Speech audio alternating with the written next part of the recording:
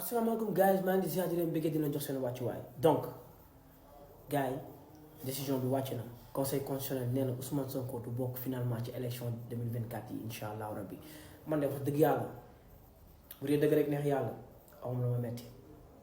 ndax Ousmane Sonko am na ndam seen kaw yàlla jox na ko dëgg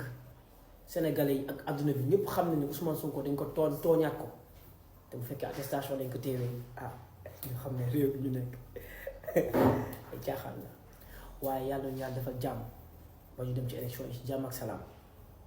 Sonko siggil nga ñu Sonko sagal nga ñu Sonko góor nga te wallaahi azim tey ñuy gën a déterminé ci li ñu woon nag te foo ñu joxoon ñu wuyu Bassirou Diomaye Faye yàlla def na jàll na moom ak Cheikh Tidiane Dièye ak Habib Sy ñuy sant yàlla bu baax a baax waaw ndax plan boo teg rek am na beneen plan bu si tegu ñuy wax nag